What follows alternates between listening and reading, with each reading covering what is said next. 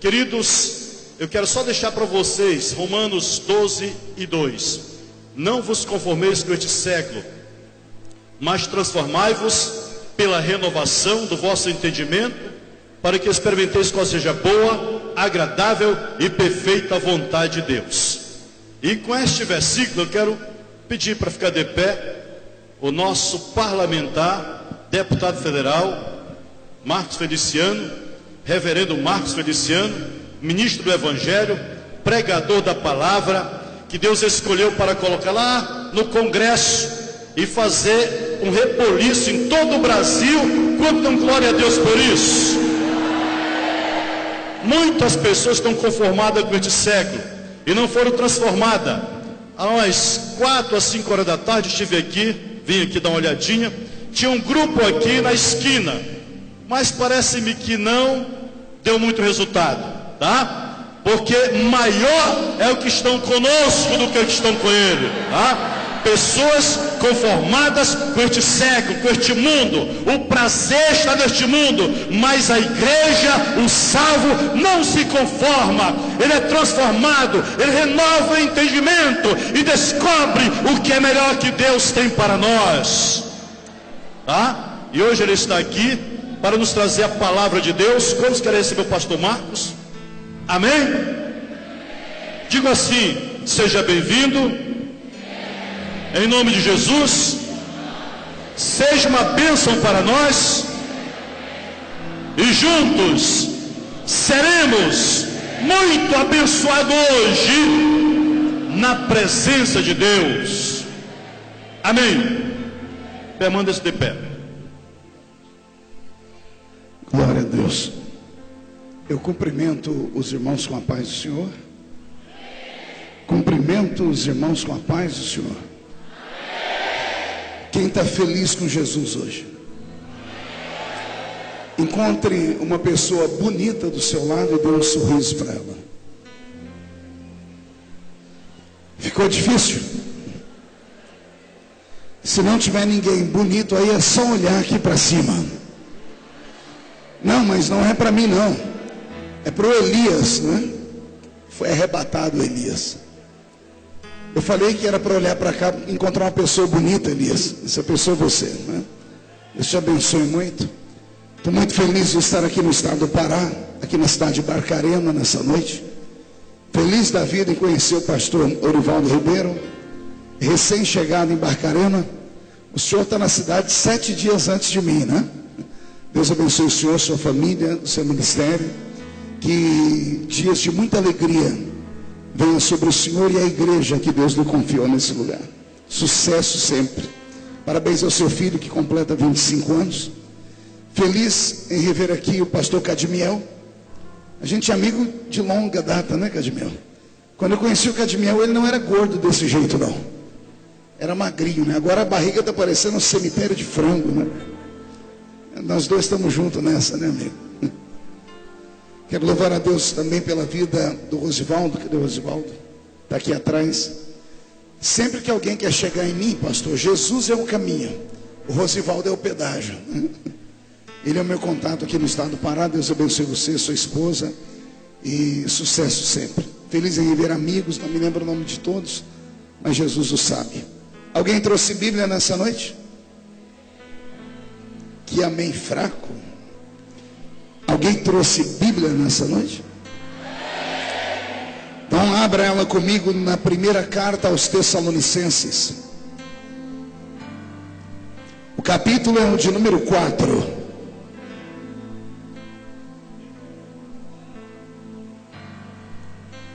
Capítulo 4 do primeiro livro dos Tessalonicenses.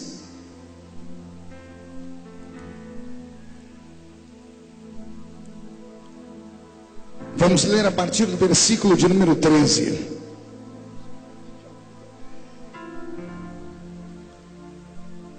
A leitura é tão importante que eu gostaria que todos tivessem uma Bíblia na mão. E quem não tem uma Bíblia, pede carona para quem está do seu lado. Acompanhe a leitura junto com alguém que esteja do seu lado.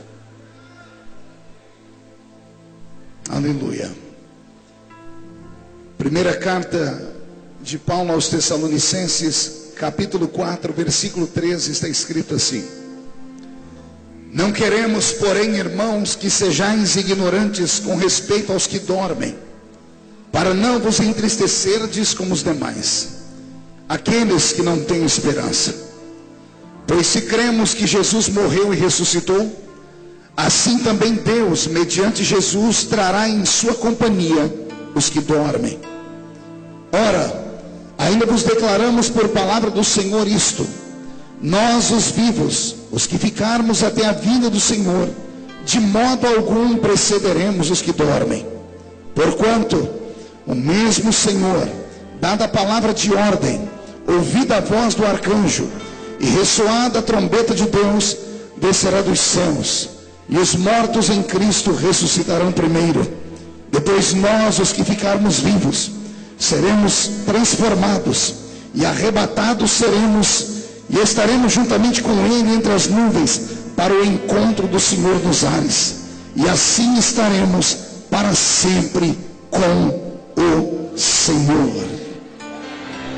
E a igreja que aguarda o arrebatamento pode dizer um amém mais forte do que esse? Coloque a Bíblia no banco, na cadeira, e pegue na mão da pessoa mais perfumada do seu lado. Atravesse o corredor que te separa do irmão, por favor, aqui no meio. Pastor, tem alguém aqui do meu lado que não quer me dar a mão, então chuta a canela dele. Se ele não gosta de comunhão, é melhor que vá para casa. Essa reunião não é reunião para derrotados. Essa reunião é uma reunião para homens e mulheres que aguardam o toque da trombeta. E eu sinto que Jesus está voltando. Aperte a mão de quem está do seu lado com um carinho, até eles falarem aleluia. Pentecostal que não faz barulho está com defeito de fabricação, não é? Vamos orar. Oremos. Pai, nós te exaltamos, nós te glorificamos. Nós entendemos que dentro de alguns minutos este ginásio ficará pequeno para o tamanho da glória que o Senhor vai mandar do alto dos céus. Daqui a alguns minutos os que vieram tristes começarão a saltar de alegria. Os que vieram se arrastando não voltam se arrastando para casa hoje. Hoje voltarão voando nas asas de um novo tempo. Antes que eu comece a ministrar esta palavra, cerque este ginásio com a sua glória, e num raio de 5 quilômetros onde houver um demônio alojado, eu dou a esses demônios segundos para sumirem de Barcarena, porque se não sumirem, serão queimados pelo poder da sua glória que aqui será derramada. Rasga o céu sobre o estado do Pará nesta noite. Manda anjos de fogo descerem aqui, que estes anjos desçam trazendo brasas de fogo nas mãos. Comecem a esparramar estas brasas entre nós, e onde houver um crente cheio do Espírito Santo, pega ele, Jesus, pega ela, Senhor, mas pega agora, agora, agora, meu Senhor.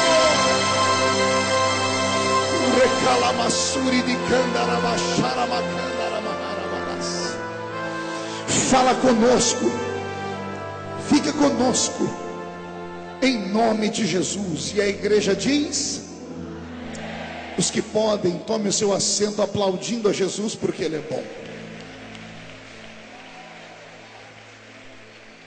Aleluia. Eu quero pedir a compreensão e a atenção de todos os que vieram, principalmente os que trouxeram suas crianças, que possam, por misericórdia de nós, colocar os seus filhos no seu colo e segurar. As pessoas que estão andando, que possam encontrar um lugarzinho e parar. Eu prometo que não vou demorar muito. Já são 9h40. Eu pretendo pregar até as 3 da manhã só. É brincadeira. A não ser que o céu se abra e Jesus me inspire aqui. Então vou pedir mais uma vez, encontre um lugarzinho agora, tome o seu assento. Evite ir ao banheiro agora. Tem uma linda cantina no final do culto à sua espera, mas não vá para a cantina agora. Nós estamos em uma igreja nesta hora. Não, pastor, o senhor está enganado. Nós estamos em um ginásio. Não. Nós estamos em uma igreja nesta hora. Quando o primeiro crente colocou os seus pés neste lugar, ele santificou este lugar. Jesus entrou aqui quando o primeiro crente aqui entrou. E ele só vai embora daqui quando o último crente for embora daqui. Ele deixou uma palavra acerca disso, dizendo: esta é a minha igreja, e as portas do inferno não prevalecerão contra ela. Vou pedir ao pastor Roberto que preste bastante atenção em tudo que eu vou pregar e me dê a sua melhor inspiração, pastor. E já mude a música para mim. Eu prego o Evangelho de Cristo desde criança. Eu tinha 13 anos de idade quando agarrei um microfone como esse para pregar. O tempo passou, estou envelhecendo. Hoje eu tenho 41 anos. Estou com cara de 50. Corpinho de 60. Não precisa falar porque eu tenho espelho em casa. Mas eu não tenho na minha memória nenhuma lembrança de um culto sequer que Jesus tenha faltado da reunião. Como alguns entenderam, eu vou melhorar a sentença para todos entenderem. Eu quis dizer que desde criança eu não me lembro de nenhum culto que Jesus tenha sequer chegado atrasado à reunião. E eu desde criança fui ensinado que num ambiente como esse, nos minutos que nos restam, Deus pode mudar a nossa história. Deus pode derramar sobre você uma unção de separação nesta noite. Você pode ter atravessado as ruas da cidade vindo para Barcarena apenas como um mero assistente de culto. Mas você pode sair deste mesmo culto com uma unção profética. Deus pode te levantar como um pastor na noite de hoje. Deus pode te dar o dom da palavra nesta noite. Deus pode ungir as suas mãos e elas curarem os enfermos nesta noite. Mas tudo isso vai depender da maneira como você se portar aqui dentro desta reunião. Nós não estamos em um lugar normal. Estamos na casa de Deus. O apóstolo Paulo, quando foi doutrinar a igreja de Corinto, falando o que significa um ajuntamento como esse, ele disse: quando vocês se ajuntam, enquanto uns têm salmos, outros têm hinos, outros têm profecias, a terra se mistura com o céu. E Paulo diz que as regiões celestes descem até o nosso nível, ou nós subimos à região celestial. Humanamente falando, estamos em Barcarena, no estado do Pará. Mas espiritualmente falando, já saímos de Barcarena tem muito tempo. Já atravessamos o átrio. Estamos entrando no lugar santo. E se você vier comigo, corremos o risco de entrar no Santo dos Santos nesta noite. Quem quer entrar no Santo dos Santos comigo, dê um grito capaz de acordar a cidade toda. O texto desta noite é um texto de esperança. É um texto que vai fazer brotar lágrimas nos olhos dos sensíveis. Vai fazer o seu corpo sentir a presença daquele que aqui está caminhando entre nós. Desde que a igreja foi fundada por Jesus Cristo, ela o aguarda ansiosamente. Lembro-me de um velho pregador brasileiro que quando ministrava aos corações daquela geração dizia assim: a igreja é salva para duas coisas: servir Jesus com a sua vida e aguardar o retorno dele a esta terra. Quando criança na igreja não passávamos um culto sequer sem nos lembrar de que estamos aqui de passagem. Desde menino na igreja, os pregadores que eu ouvi pregar e os pastores não passavam um culto sem nos lembrar de que a nossa estadia nesta terra é muito rápida, de que mais cedo ou mais tarde deixaremos esse mundo e entraremos em uma dimensão invisível. Iremos para um lugar preparado desde a eternidade passada, um lugar perfeito, mas incompleto. Repito, iremos para um lugar perfeito, mas incompleto. E eu sei que isso soa como um paradoxo. Como é que algo perfeito pode ser incompleto, pastor? Já te dou um exemplo. Um vaso que sai da mão do oleiro sai perfeito. Vai para uma loja, perfeito. Mas mesmo estando na loja e saindo da mão do oleiro perfeito, este mesmo vaso está incompleto. O vaso perfeito só será completo quando uma dona de casa comprá-lo, levar para sua casa, desembrulhar, lavar e colocar dentro dele flores, água, joias. No Egito antigo colocavam os ossos dos parentes antigos. Então o vaso perfeito que sai da mão do oleiro só se torna completo quando é dado a ele a utilidade e quando ele é cheio de vida, cheio de flores. O lugar para onde nós vamos, senhoras e senhores, é um lugar perfeito, porque Deus, tudo que faz, faz perfeito. Deus é o arquiteto supremo do universo. Ele não errou em nada, em nenhum centímetro, em nenhum metro quadrado. O céu está pronto e está perfeito. Todavia, o céu perfeito está incompleto. Sabe por quê? Porque os moradores do céu ainda estão assentados aqui neste ginásio, aguardando ansiosamente o dia de irmos para o céu. Então o lugar para onde vamos é perfeito, mas ainda está incompleto. E ele está incompleto porque ainda não chegou a hora em que todos aqueles que serviram a Jesus nesta vida ou em uma vida passada, mesmo aqueles que estão mortos, sepultados, quando chegar a hora certa, o meu Cristo virá nos buscar. E eu sei que pregar isto em pleno século 21 parece não fazer muito sentido, até porque os dias em que vivemos são dias de profunda tristeza na igreja. Os cultos estão sendo muito metódicos, as pregações estão sendo muito previsíveis, as músicas já não têm mais mensagem nem letra. Quando entramos no culto, temos a tristeza de saber como o culto vai terminar. Vemos as pessoas que estão ao nosso redor e sabemos o que é que vão pregar, sabemos até quem é que vai pregar, sabemos as músicas que serão cantadas e quem serão aqueles que vão cantar, porque entramos num ritmo frenético, estamos no automático. Já não entramos mais na igreja em busca daquilo que é divino, daquilo que é sobrenatural. Não sabemos mais o que é metafísica, não percebemos a presença dos anjos no nosso culto. Nós não temos mais a fé suficiente para levantar um paralítico de sua cadeira de roda. Ora, pastor, mas estamos com as igrejas cheias. Sim, eu tenho visto isso. Mas um homem que viaja o mundo como eu tem uma visão crítica, porque para mim o que traz a unção de um verdadeiro avivamento não são uma multidão de homens e mulheres organizados. Na verdade, não é quantidade que trará a volta de Jesus, mas a qualidade daqueles que estão na igreja que trará a volta de Jesus. Pasmem, senhoras e senhores, e por favor não me levem a mal, mas esta noite eu estou pregando para duas igrejas que aqui estão reunidas. Uma delas recebe o nome de igreja militante, e a segunda é a igreja triunfante. A igreja militante, ela engloba todos aqueles que um dia participarão do triunfo final. Todavia, ela é carregada também de pessoas que vêm para cá por não saberem mais para onde ir.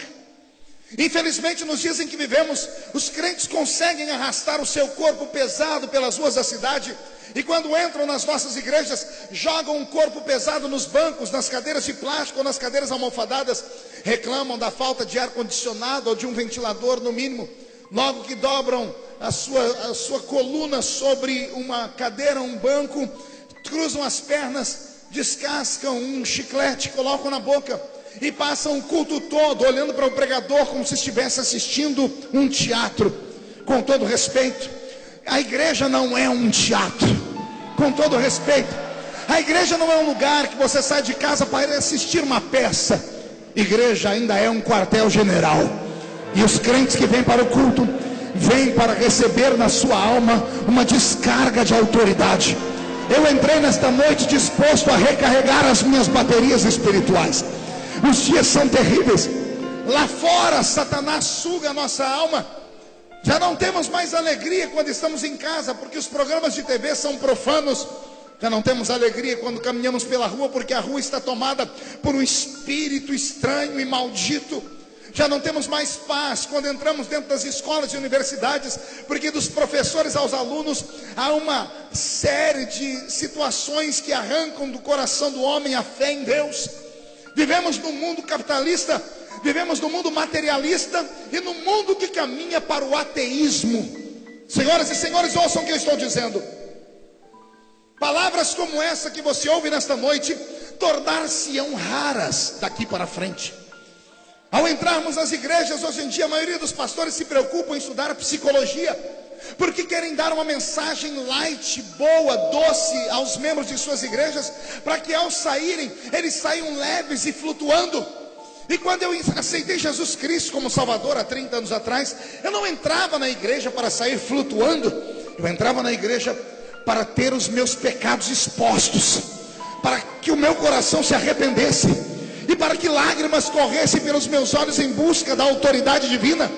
E passava o culto todo esperando o momento certo de abrir a minha boca e dizer: glória àquele que vive para todo sempre.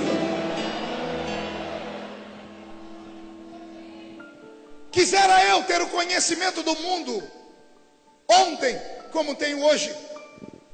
Talvez teria passado a metade das minhas pregações com outro tipo de tema e mensagem.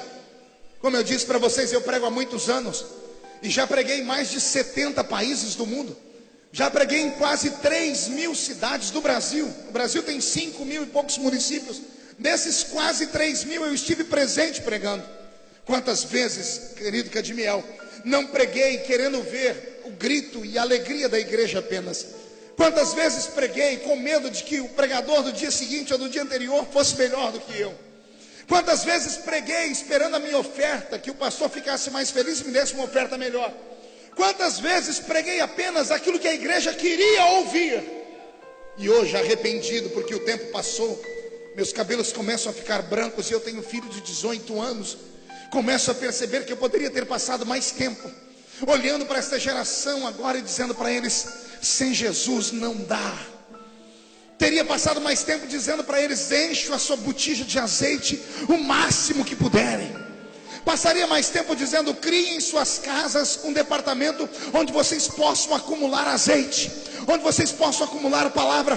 Porque chegariam dias como esses em que estamos vivendo, em que as pessoas chegam na igreja e já não escutam mais nada a não ser ladainha, a não ser palavras preparadas em 5 minutos, baseado no último noticiário do Jornal Nacional ou da última notícia na internet. Falta-nos ainda homens que possam voltar a nos dar palavras profundas. Estamos vivendo o momento mais raso da igreja na terra. Nunca houve tantos pregadores que pregassem tão pouco a verdade. Falam apenas aquilo que as pessoas querem ouvir. São mensagens de confusão, são mensagens de fortificação, são mensagens de exaltação, são mensagens de guerra, são mensagens que provocam no ser humano o sentimento de vingança. Mas não há mais palavras que façam os crentes trazerem para a igreja um lenço, porque sabem que se forem impactados por Deus, vão derramar as suas lágrimas. Nesta noite, eu não vim pregar apenas para a igreja militante. Eu vim falar com a igreja que, assim como eu, quando coloca os pés dentro do templo, fica triste, porque sabe que tem alguma coisa errada. Parece que está faltando algumas peças do quebra-cabeça da igreja.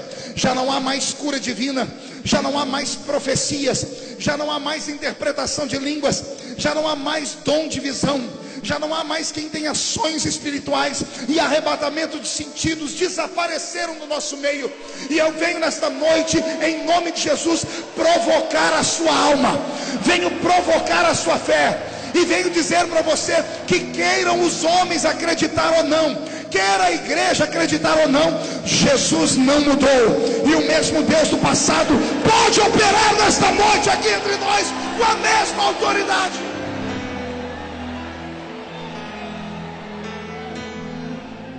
Dia desses, eu estava dando uma entrevista numa programação de rádio, e entrou um irmão muito exaltado pelo telefone, e ele disse a mim: pastor Marco, como é que o senhor se sente fazendo parte de uma geração de pregadores que tem uma unção muito diminuída e quase conhecimento bíblico nenhum?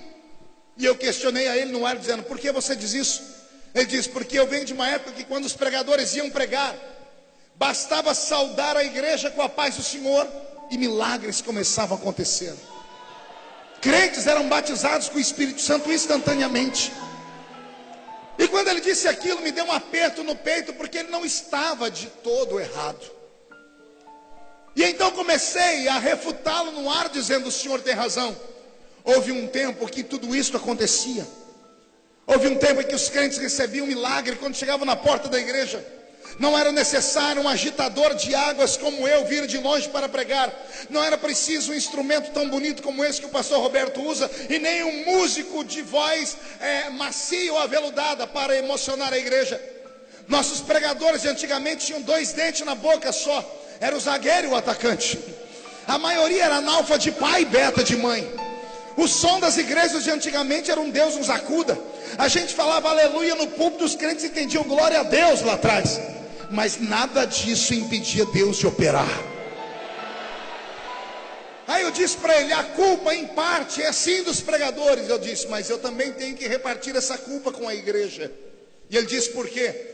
Eu disse, porque nesta mesma época em que o Senhor disse que os crentes eram batizados com o Espírito Santo só pela saudação do pastor, nessa mesma época, nenhum crente ficava durante a semana em casa assistindo novelas. Você não sabe a alegria que caiu no Brasil há 3 semanas atrás, quando acabou a novela do Félix. Teve pastor que deu glória a Deus, que já não sabia mais o que fazer, porque a igreja ficou vazia. Os crentes ficaram em casa assistindo a novela até o último capítulo. E alguns foram até doutrinados ao ponto de dizer, o beijo até que foi leve demais.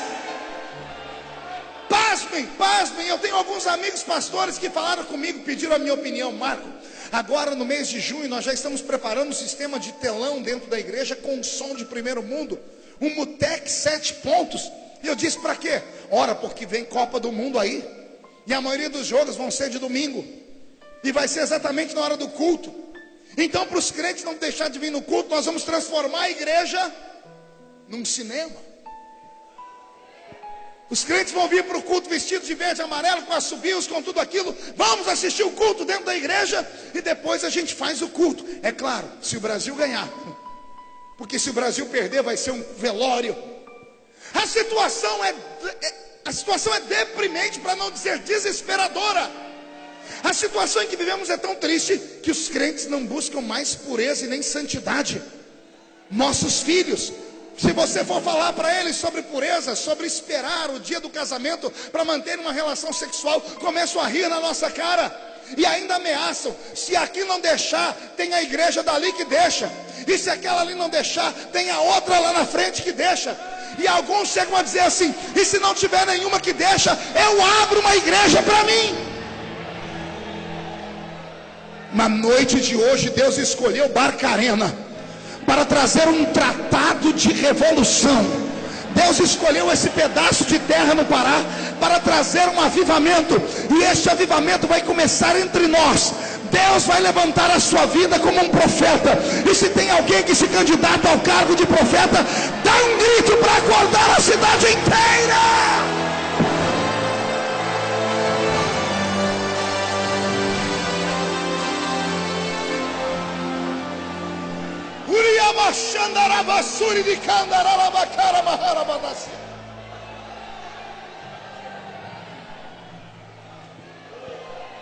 A situação é desesperadora.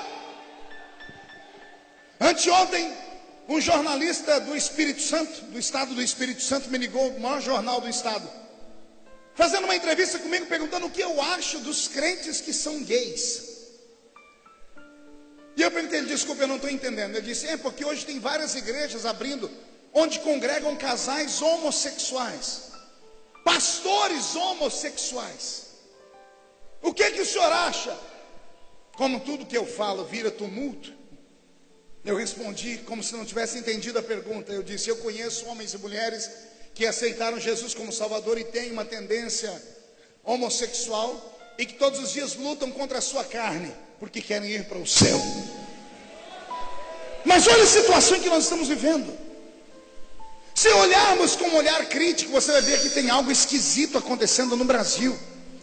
Nós temos 40 milhões de evangélicos no Brasil. Só a Assembleia de Deus são 20 milhões. Agora escute, em todos os lugares do mundo, quando houve um avivamento e crescimento da igreja, a primeira coisa que houve foi uma transformação na sociedade. A igreja mudou conceitos, a igreja mudou valores. Ora, pegue a Europa antiga, pegue o que aconteceu na Suíça depois de Calvino. Eu estive na Suíça pregando nos 500 anos de Calvino, num grande encontro de lideranças naquele lugar, e fiquei pasmo em saber que na Suíça, um país de primeiro mundo e gigante, não tem uma cidade com o nome de santo católico, nenhuma. Como pode uma nação inteira, na Europa, próximo da Itália, não ter nenhuma cidade com o nome de santo? A influência de um avivamento. Um homem pregou a palavra lá e virou a cidade do avesso, virou o país do avesso.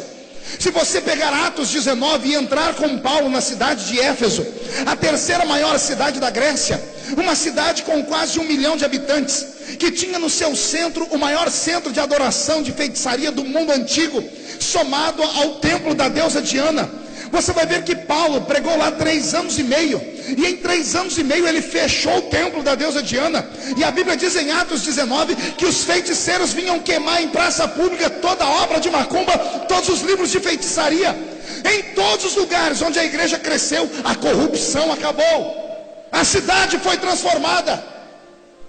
Agora olhe para mim, somos 40 milhões de crentes no Brasil. Nunca em toda a história do Brasil houve tanta corrupção. Nunca em toda a história do Brasil houve tantos assassinatos gratuitos. 50 mil pessoas são assassinadas todos os anos no Brasil. Nunca houve na história do Brasil uma época tão desgraçada, onde ninguém acredita em nada mais. Nada. Uma nação com 88% de pessoas que dizem que acreditaram em Cristo viveram um inferno desse. Tem alguma coisa errada, e muito errada, e eu venho denunciar o que está errado. Nossas igrejas são culpadas, os grandes líderes que temos são os culpados, nossos cultos são os culpados, a falta de ensinamento à geração que está vindo é o culpado. Nós entramos na igreja vazio e saímos da igreja ocos, entramos frios dentro da igreja e saímos congelados. As pessoas que nos ensinam não conhecem filosofia, não conhecem história, não conhecem Bíblia, não sabem, por exemplo, o que é política. Não consigo hoje, com o conhecimento que eu tenho na política, eu sou político há 3 anos e meio, antes disso eu nunca fui nada na política. Eu apoiei a presidente Dilma em 2010, arrependo até os últimos fios de cabelo da minha cabeça. Mas eu fui engodado, como muitos foram. Ela assinou um documento com a gente dizendo que não ia votar o aborto, e aprovou a lei do aborto, mentiu para nós. Mas eu não conhecia a presidente Dilma, não conhecia partido de esquerda e nem PT.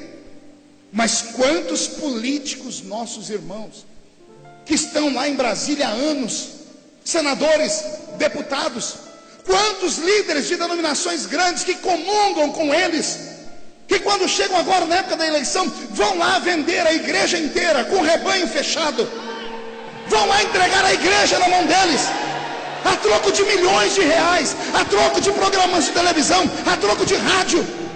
A corrupção entrou no nosso meio. Pastor, pega leve, porque vão te bater de novo. Eu já apanhei o suficiente, e vou dizer para você, não tenho medo de apanhar mais. Jesus me forjou no fogo. Eu apanho desde criança e nunca parei de apanhar, e não vai ser agora que eu vou parar de falar as verdades.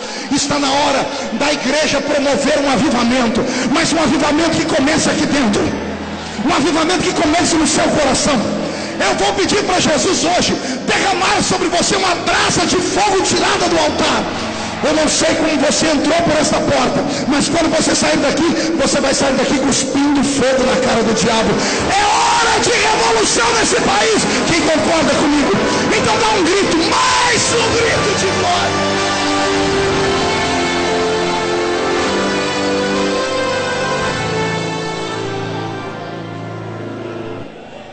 Pastor Orivaldo falou aqui que eu cheguei em Brasília e virei Brasília do avesso, não, pastor? Aliás, o Brasil. O senhor sabe por quê? Quando eu fui eleito em 2010, eu fui eleito pela igreja. Eu tive uma visão, fui para a política por uma visão. Quando eu cheguei em Brasília, eu entrei em Brasília dia 2 de fevereiro de 2011. No dia 3, eu coloquei a minha equipe para sondar todos os projetos que haviam dentro de Brasília que feriam a família brasileira e a igreja. Em 6 meses eu tinha na minha mão mais de 1000 projetos caminhando em Brasília. Projetos que caminhavam há 5, 6, 10, 15 anos. E eu me desesperei. Quando peguei esses projetos na mão, comecei a tentar descobrir como travá-los. Eu arrumei uma confusão com o governo. Eu sou o deputado que o governo mais odeia. Eu pedi o impeachment do ministro Marco Aurélio, na época do aborto, da lei do aborto dos anencéfalos. Eu arrumei confusão com o presidente do Senado, na época Sarney, porque enviei uma documentação que dava condições de obstruir aquilo que o Supremo havia feito, o Supremo Tribunal Federal havia feito sobre o casamento das pessoas do mesmo sexo. Eu arrumei uma confusão lá dentro porque eu comecei a trabalhar. Quando aconteceu o negócio da Comissão de Direitos Humanos e veio para minha mão, aí eles desesperaram. Se ele até agora fez isso sem poder, se der poder para ele, acabou tudo.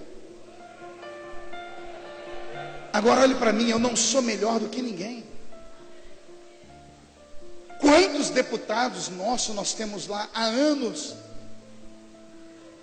O que eu fiz agora, eles poderiam ter feito há 4, 5 mandatos atrás, numa época diferente, em que esses movimentos não tinham força e tinham travado esses projetos. Mas a maioria daqueles que vão para lá, entram lá dentro e começam a se vender, começam a virar profissionais da área da política. E quando a igreja nos manda para lá, não manda profissionais. A igreja dá o seu voto acreditando que o irmão que vai para lá vai fazer a diferença. Um dia desses, o arcebispo de Aparecida do Norte, católico, confidenciando a um grupo de empresários que ligaram para mim e disseram: olha, o arcebispo aqui de Aparecida disse que o Congresso Nacional precisava de 5 felicianos, porque se um fez tudo isso, 5 paravam o Congresso Nacional. E eu não fico orgulhoso por isso não, mas eu entendo que quando um crente quer fazer a diferença, ele faz. Há quem diga que uma andorinha sozinha não faz verão, um homem sozinho não presta para nada, mas se esse homem estiver de mãos dadas com Deus, ele e Deus serão maioria onde quer que chegue. Jesus está preparando a sua igreja, e a igreja do arrebatamento, com todo respeito, não pode ser esta igreja apóstata, não pode ser uma igreja indiferente, não pode ser uma igreja conformada. Não. A igreja do arrebatamento vai sentir os ares dos dias de tribulação. Ela vai sentir o peso do chicote dos homens. Ela vai sentir o grito de ódio das pessoas nos seus ouvidos. Ela vai ser privada de adorar a Deus no seu templo. Ela vai ser privada de fazer os seus cultos ao ar livre. Mas ela não vai arredar o pé. E vou dizer mais, não tenha medo, porque quando o anticristo aparecer, ele terá que ficar escondido até a igreja sair da terra. A minha Bíblia diz que enquanto o Espírito Santo estiver aqui, o espírito do anticristo ficará calado e trancado em 4 paredes. Deus está mandando eu te dizer nessa noite que a igreja para a qual eu estou pregando não é normal. Essa igreja é a luz do mundo e ainda é o sal da terra. Enquanto estivermos aqui, o diabo pode latir, pode ladrar, pode urrar, pode gritar. Enquanto estivermos aqui, Deus nos dará poder para agarrar a cabeça do diabo pelo chifre, esfregar a cara dele no chão, chutar ele para o inferno, porque a vitória é nossa. Só quem crê nisso dá mais um grito para acordar a cidade toda. Levante a mão direita para o céu, coloque no ombro de quem está do seu lado. Agarre o ombro da pessoa, por favor. Chacoalhe a pessoa até ela ficar irritada.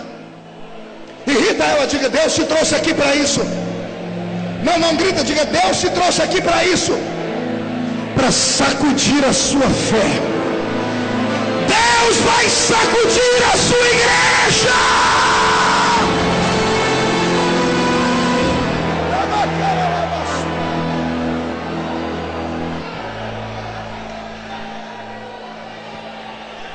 Eu tenho algumas notícias. Pastor Roberto, mude a música para mim. Jesus está voltando. Dia desses, no Congresso Nacional, recebemos a visita de parlamentares que vieram dos 2 países mais baixos do mundo, o Paquistão e a Holanda. mandaram representantes ao Brasil implorando para que nós fizéssemos alguma coisa com o desmatamento da Mata Atlântica, aqui do Amazonas.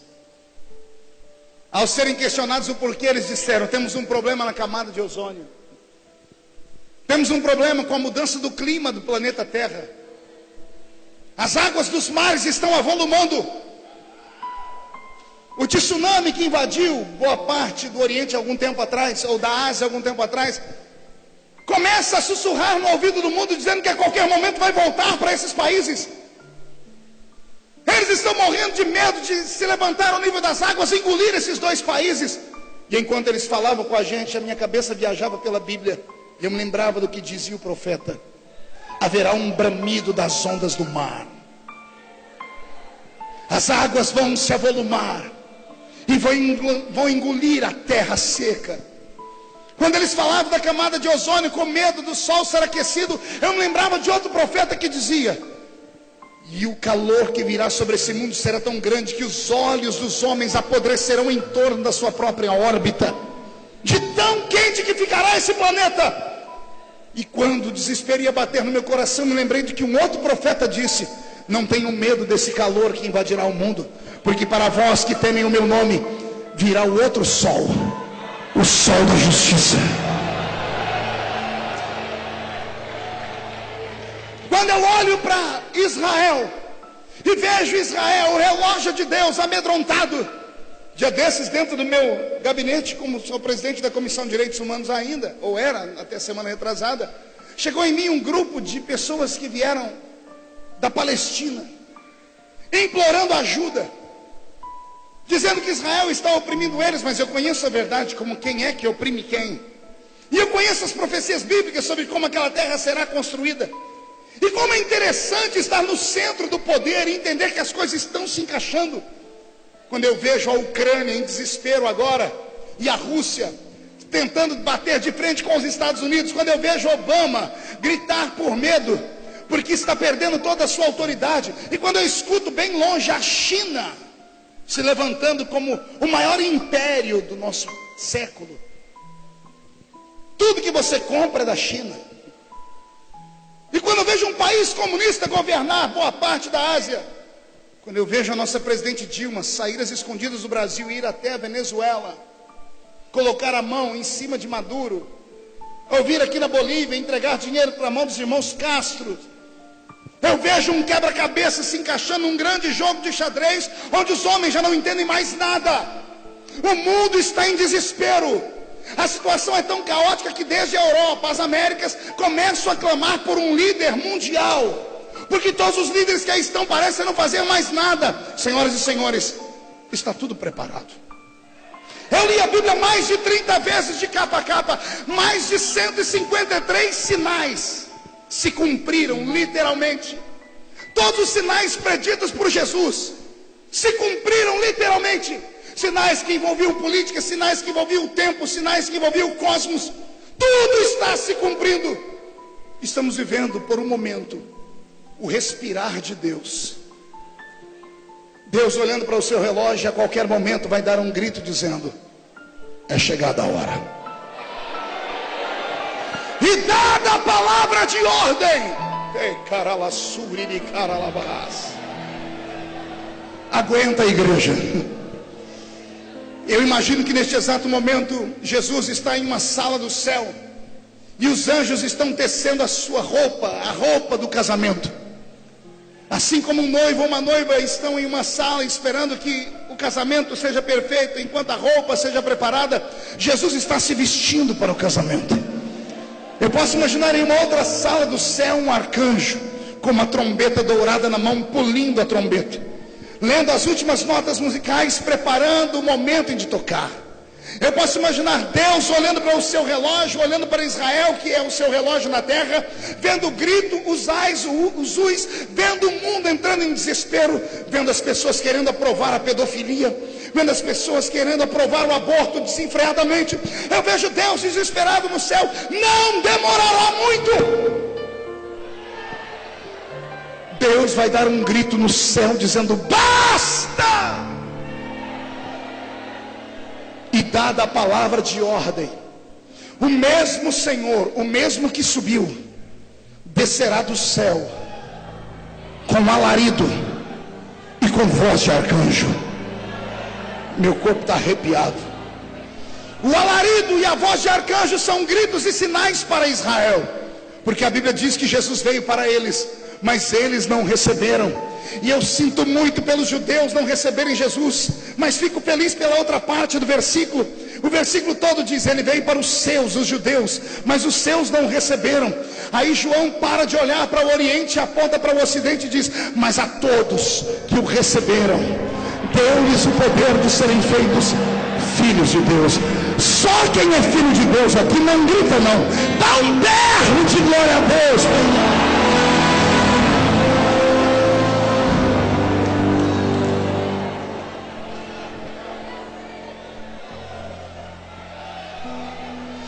Quando Israel ouvir a voz do arcanjo que vai avisar, dizendo: Israel, o noivo veio e você ficou. Crentes de todas as tribos, línguas e nações serão antecipados por aqueles que morreram. Diz que morreram em Cristo, ressuscitarão primeiro. Aleluia. Eu me emociono.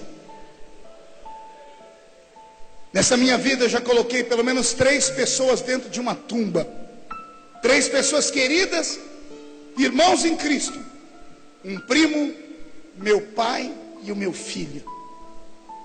A dor que eu senti no dia em que os sepultei foi extrema, mas a esperança que veio sobre mim acalentou a dor e colocou a dor no seu devido lugar.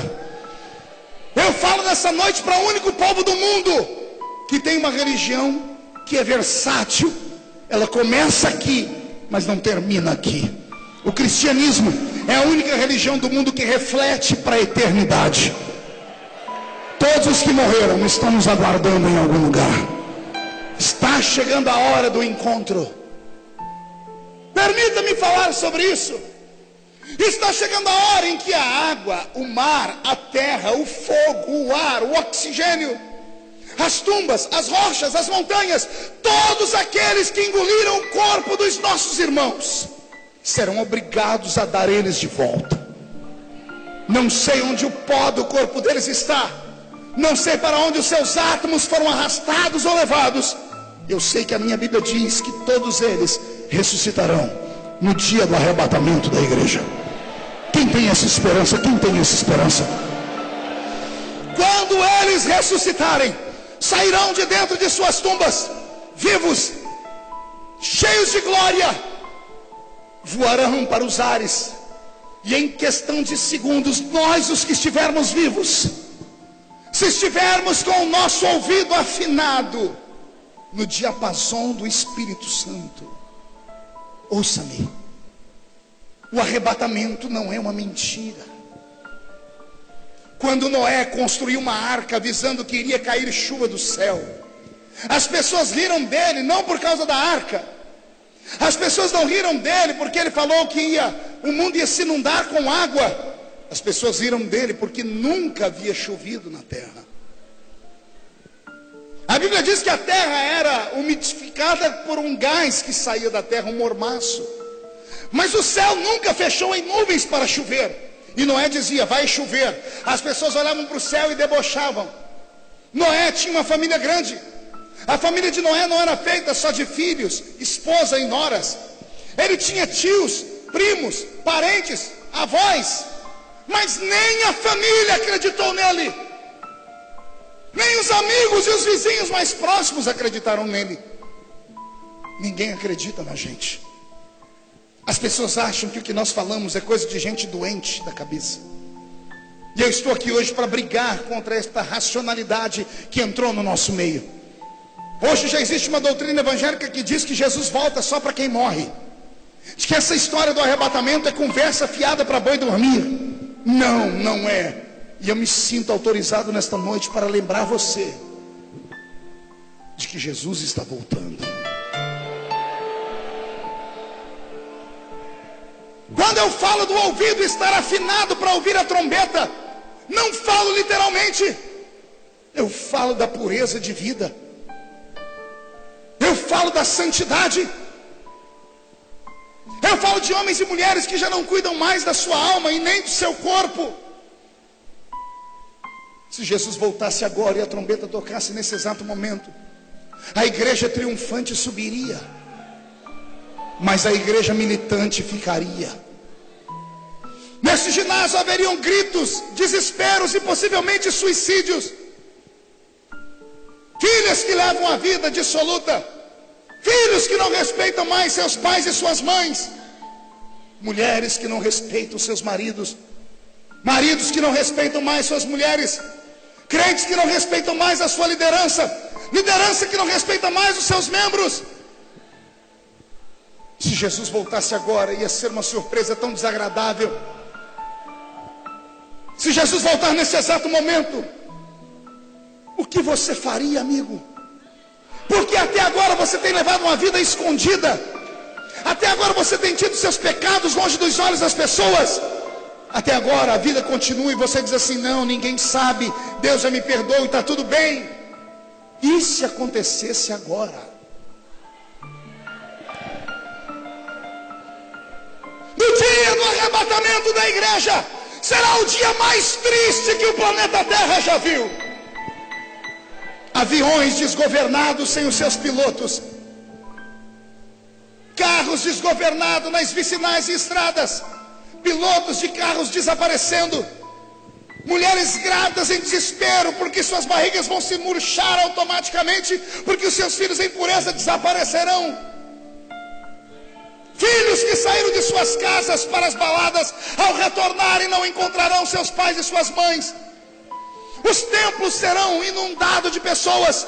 Pessoas vão destruir as portas das igrejas e entrarão pela calada da noite adentro, jogando o joelho no chão, raspando suas cabeças, rasgando as suas roupas, implorando, gritando. Vão querer sentir o que nós estamos sentindo aqui agora e não vão sentir mais.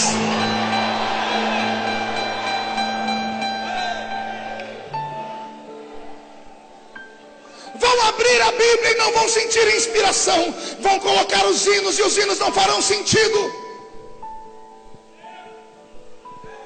Serão deixados.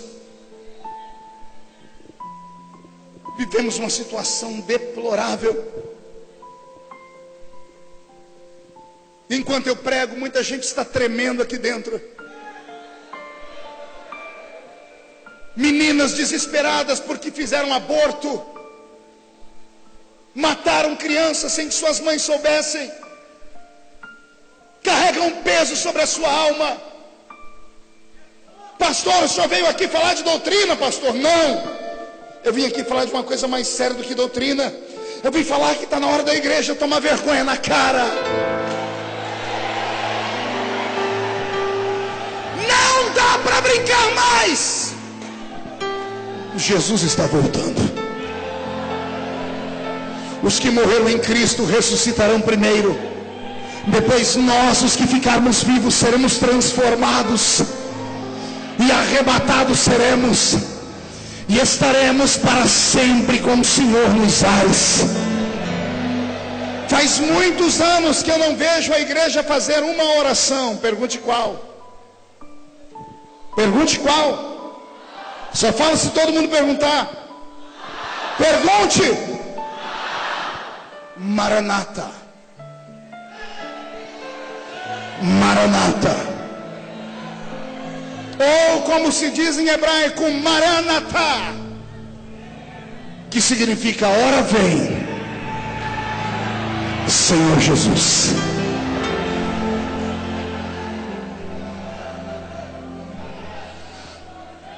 Pastor, por que o senhor está pregando esta mensagem? Porque essa noite é uma noite evangelística. Chega de enganar as pessoas.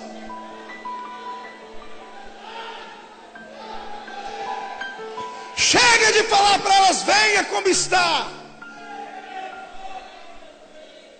O céu não é mercadoria de camelô. E o meu Jesus não é um artista barato que você pode convencê-lo dando um sorrisinho. E essa história de que Jesus quer só o coração é conversa para boi dormir. Jesus não é cardiologista e não é açougueiro. Ele quer uma igreja de corpo e alma lavada no sangue, purificada.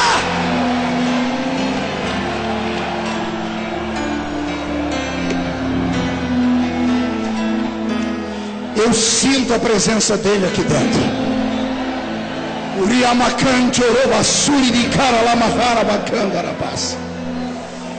Eu sinto Jesus fazendo uma vistoria neste ginásio. Ele está passando em fileira por fileira. Pastor, eu não estou sentindo nada. É para você que eu vim pregar. Porque se você não está sentindo nada, é porque você já morreu há muito tempo. Mas eu tenho uma notícia boa para você. Aquele que ressuscita está caminhando no meio deste ginásio. Recebe a ressurreição.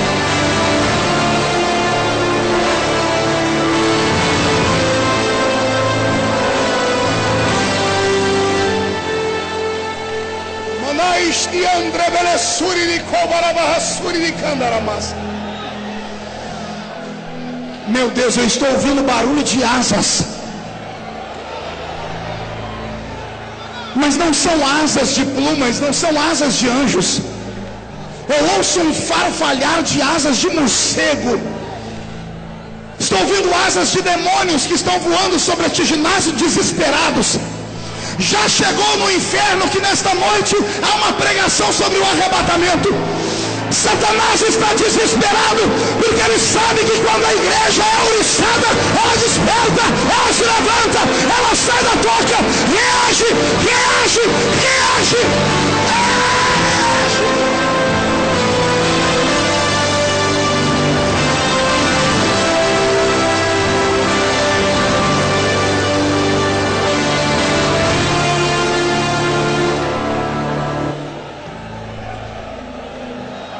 Jesus está voltando.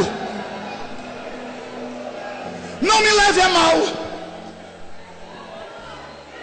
A única coisa que eu venho falar nesta noite é que ao sair deste ginásio e entrar na sua casa, não ligue aquela maldita televisão só hoje.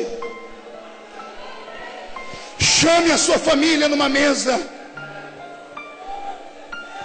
Chame os seus filhos. Pai, me dá autoridade para o que eu vou falar agora. Pais, pais, me escutem, pais, machos, cabeça do lar, pais, tomem a autoridade da sua casa nas mãos de novo. Eu vou repetir. Entre na sua casa na autoridade que Deus lhe deu. Coloque a sua família no eixo. Não, pastor, você não conhece meu filho e minha filha, estão batendo em mim e na minha mulher. Você não sabe o poder do seu joelho. Deus esta noite vai te dar uma unção de volta. Você vai cravar o joelho no chão. Amanhã, quando você for falar com seu filho e sua filha, se reagirem, vão cair endemoniados e você vai expulsar o demônio deles. A autoridade vai voltar. Vai voltar. Reage.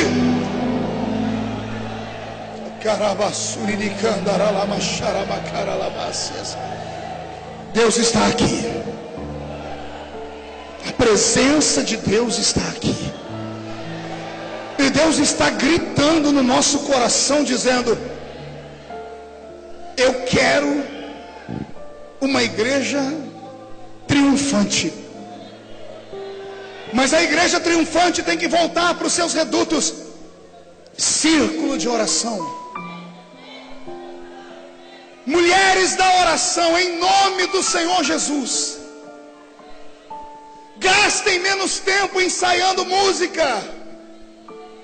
Gastem mais tempo de joelho. E não peçam aquilo que o coração de vocês pedem. Peçam para Deus um avivamento. Peçam para Deus para que Ele faça o que for preciso naquela congregação. Eu vou dizer de novo: orem para que Deus mude a situação. Líderes de juventude, não desista. Pastor, está difícil. A moçada vai para a universidade, estão voltando cheio de marxismo na cabeça, estão quase que revolucionários, são donos dos seus narizes. Eles não vão suportar se você subir o monte para orar. Ouça-me, as nossas armas são diferentes das armas da terra. Talvez seja esse o nosso problema, Cadmiel. Pastores, talvez sejam esse o nosso problema. Nós estamos nos armando com armas da terra. Estamos estudando teólogos americanos, estamos buscando um pouco mais de conhecimento de filosofia, estamos aprendendo um pouco mais de psicologia, psicanálise, até psiquiatria estamos estudando. E isso funciona na horizontal, senhoras e senhores. Mas a nossa guerra está travada na vertical. Você não entendeu? Eu vou repetir. A nossa guerra está travada no mundo invisível. Sabe qual é a maior mentira que o diabo colocou na cabeça da raça humana no século 21? É que ele não existe. A maior mentira pregada é essa, de que tudo não passa apenas de filosofia religiosa. O diabo existe, está vivo e é real. Ele não respeita anel de formatura, ele não respeita pessoas poliglotas, ele não respeita doutores e PhDs. O diabo não respeita carros importados ou pessoas que morem no alto dos arranha-céus e sejam milionários. Mas o diabo ainda é obrigado a recuar quando ele encontra um canela de fogo. Ele é obrigado a recuar. Se você sair daqui transpirando azeite, a minha oração a partir de agora é que Jesus transforme este ginásio no cenáculo, e que todos fiquem cheios do Espírito Santo. E se há alguém batizado com o Espírito Santo aqui, em nome de Jesus, por favor, desentope o seu vaso, comece a orar em línguas estranhas, comece a orar em línguas. Isso, reage. Quer pular, pula. Quer plantar a bananeira, plante. Quer agarrar o diabo pelo chifre, agarre. Mas reage, reage, reage, reage.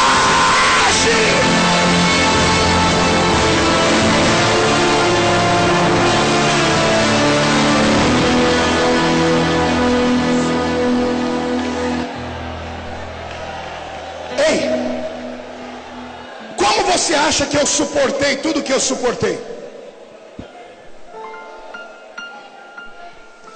Como que você acha que eu aguentei 90 dias de Jornal Nacional? Como é que você acha que eu aguentei me tornando o inimigo público número 1, sendo atacado em aviões no meio da rua, nas minhas igrejas, minhas filhas, minha família? Como é que você acha que eu aguentei tudo isso? Porque eu sou forte? Não. Eu venho de uma igreja pequena. E eu nunca esqueci o que os meus pais me ensinaram. Eles me disseram: quando a coisa apertar, sobe para o meio do mato. Vai com 2 ou 3 que acreditam no que você acredita. Crava o joelho no chão e grita a madrugada inteira. Eu subi um monte para orar. Sabe como eu venci aquelas lutas em Brasília? Encarando aquele tumulto, as pessoas dando de dedo no meu nariz, gritando, e eu em silêncio, com uma tranquilidade inumana. Jejum. A Bíblia aberta até as 4 da manhã, acordando cedinho, lendo a Bíblia, dizendo: Jesus vai na frente, vai amarrando os demônios. Eles não entendem isso, mas nós entendemos isso. Teve um dia que eu achei que estava sozinho, porque foi 30 dias de luta sozinho.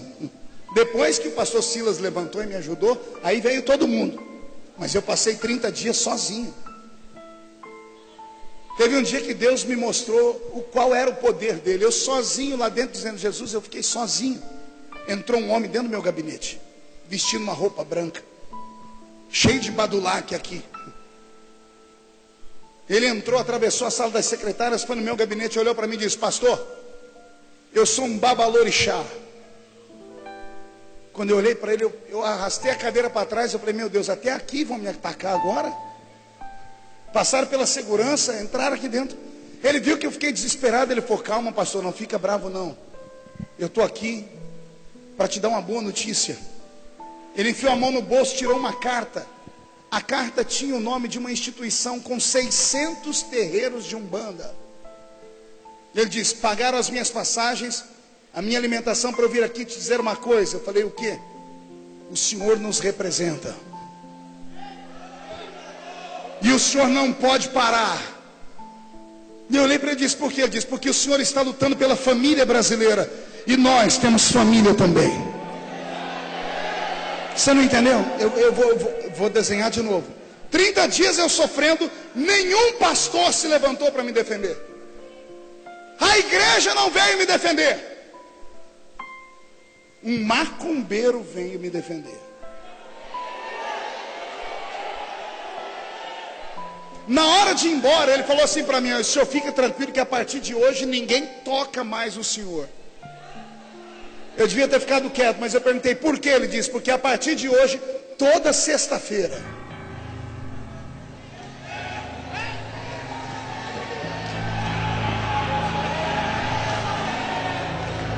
toda sexta-feira, 600 terreiros de Umbanda vão estar batendo tambor para as nossas entidades proteger o senhor. Eu não sabia o que falar. Quando eu fui repreender, Jesus falou assim para mim, ó, quem não é contra nós, é por nós. Quando ele foi embora, Jesus falou para mim, quando eu quero, eu faço até demônio ser meu escravo para proteger, pastor.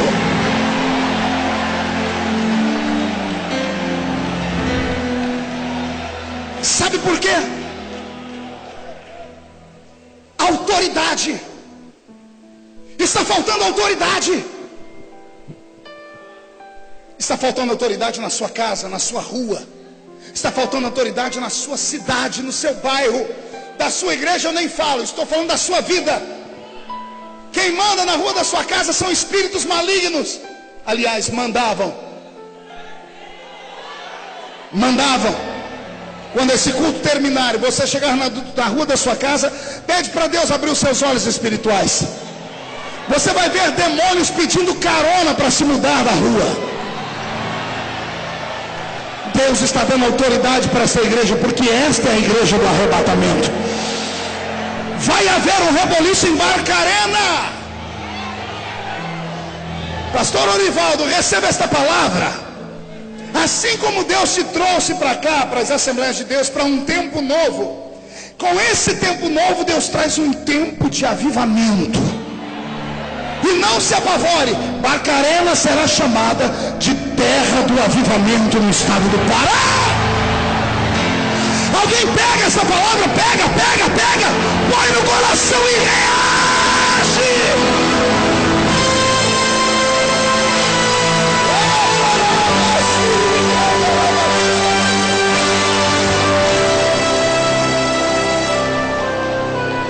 Toda a igreja de pé. Antes de fazer o apelo para a salvação das almas, eu vou fazer um convite. E eu quero que você pense muito bem no convite. Incline a sua cabeça. Eu queria receber aqui na frente desse altar homens e mulheres que tenham a coragem de dizer para si mesmo, não é nem para os homens, é para si mesmo: eu já fui mais crente. E eu preciso colocar o meu altar em dia. Eu já profetizei, não profetizo mais. Eu já preguei, não prego mais. Se você tiver coragem de sair do seu lugar e vir perto desse altar. Pastor, e o que vão falar de mim? Quem fala de você não paga suas contas. Eu quero aqui homens e mulheres que nasceram para adorar.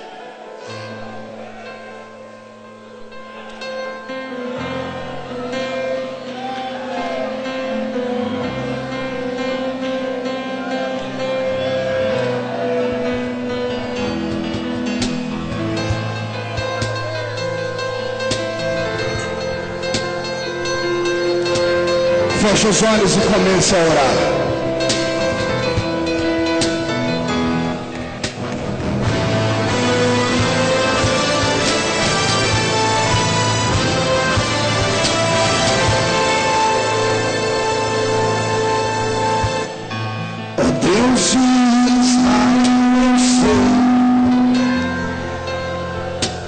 Eu não vim a esse mundo pra adorar outro rei. Os leões estão rugindo sem parar. Meu louvor incomodou todos que são contra ti, ó Jeová.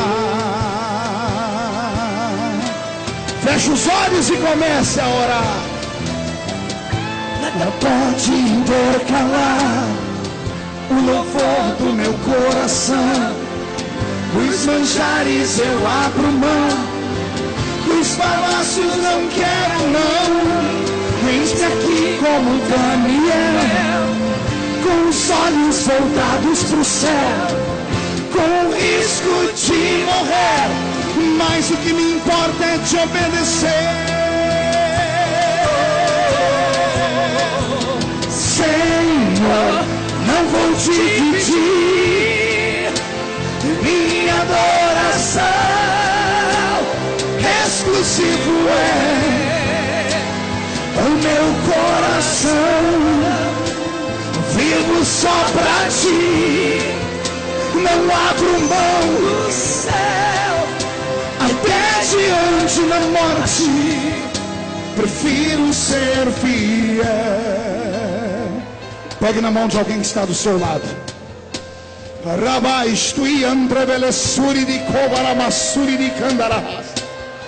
Pegue na mão de alguém que está do seu lado.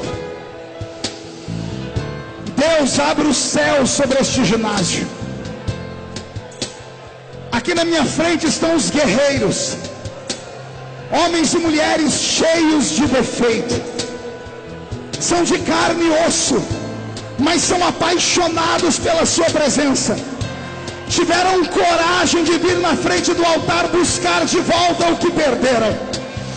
Aqui na minha frente tem profetas, pregadores, cantores, pastores, pastoras, missionários, líderes, e eles estão passando por momentos de dificuldade. Nesta hora, Pai, quebra o arco, corta a lança, faz cair sobre eles agora o peso da sua glória. Onde houver alguém que o Senhor vai usar, derrama sobre eles a sua glória, agora, agora, agora, agora. E nada pode intercalar o louvor do meu coração. Dos manjares eu abro mão, os palácios não quero não.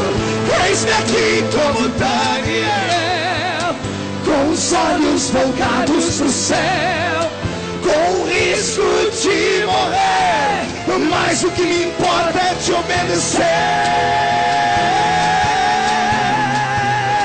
Senhor, eu não vou te dividir. Recebe, recebe, recebe, recebe esta graça.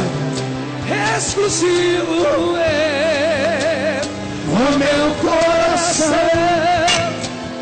vivo só pra ti, não abro mão do céu, até diante da morte. Feche os olhos. Eu recebi aqui um toque de Deus. Um cordão de 3 pontas é quase impossível ser quebrado. Eu gostaria que você escolhesse 2 pessoas, você mais 2 pessoas, e fechasse num círculo de 3 em 3. Consegue fazer isso? Aí em cima consegue fazer isso? Não é em linha reta. 3 pessoas. A ordem que eu recebi foi essa: 3 pessoas aqui no púlpito. Será que nós conseguimos fazer isso? Porque aqui nós somos exemplo. De 3 em 3, consegue? Isso.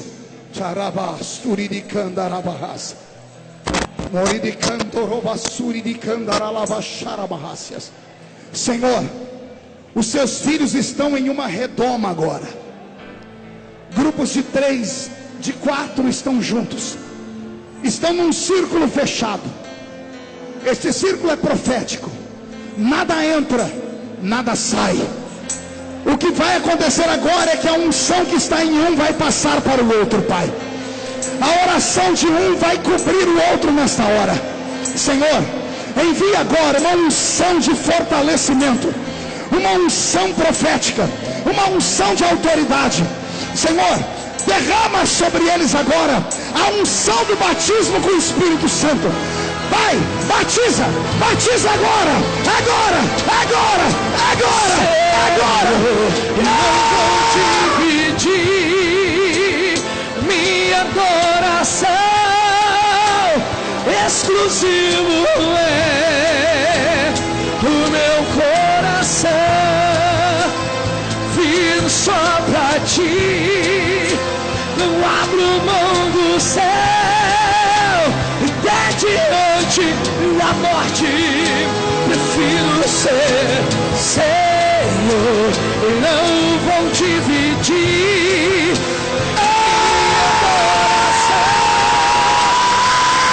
exclusivo é o meu coração, vivo só pra ti, não abro mão do céu, até diante da morte, prefiro ser fiel. Pai, enquanto seus filhos estão orando, enquanto eles estão orando em círculos, nós vamos nessa hora invocar o poder de Deus que quebra todo medo. Senhor, o maior inimigo que nós temos é o medo. Medo do que as pessoas vão pensar, medo do que as pessoas vão dizer, medo de ter que ir e voltar. Pai, nós vamos copiar o rei Davi agora. A sua igreja que está em oração vai repetir comigo o Salmo 91. E na medida que estivermos cantando o Salmo 91, Pai, o Senhor vai quebrar o arco e cortar a lança. Nenhuma arma forjada contra eles vai prosperar. Pai, dá poder a esta igreja agora. Aquele que habita no esconderijo do Altíssimo, sombra do Onipotente descansará. Direi do Senhor, Ele é meu Deus, meu refúgio, minha fortaleza. Ele me livra do laço do passarinheiro e da peste perniciosa. Ele me cobre com suas penas e debaixo de suas asas estarei seguro. Eu não temo espanto noturno, nem seta que voe de dia, peste que ande na escuridão, nem mortandade que assole ao meio-dia. Não importa quantos caiam do meu lado, direita, esquerda, eu estou protegido. Se eu for fiel, eu moverei o céu, Ele envia anjos para me guardar. Senhor, eu não vou dividir minha adoração,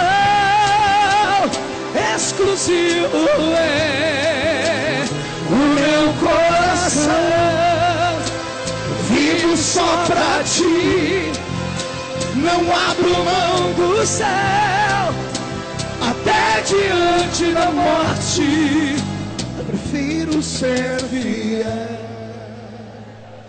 Todos vocês olhem aqui para mim. Levante a mão direita para o céu comigo, bem alto. Diga comigo: todos os demônios que oprimiram a minha igreja, que destruíram a minha fé, que roubaram os dons, eu ordeno, venha para a palma da minha mão agora. Feche a sua mão. Eu vou contar até 3. No 3 você vai jogar no chão e vai pisar em cima. Aí você vai abraçar pelo menos 3 pessoas e vai dizer a ela: Maranata, Maranata, ora vem, Senhor Jesus. 1, você nunca mais será o mesmo. 1,5, a sua igreja vai ser renovada. 2, a sua família sentirá orgulho de você de novo. 2,5, quem viver verá, para ver o que Deus está fazendo na sua vida nesta noite. 3, jogue no chão, pise em cima. Senhor, e não vou dividir minha adoração, Abrace, abrace, abrace, abrace. exclusivo é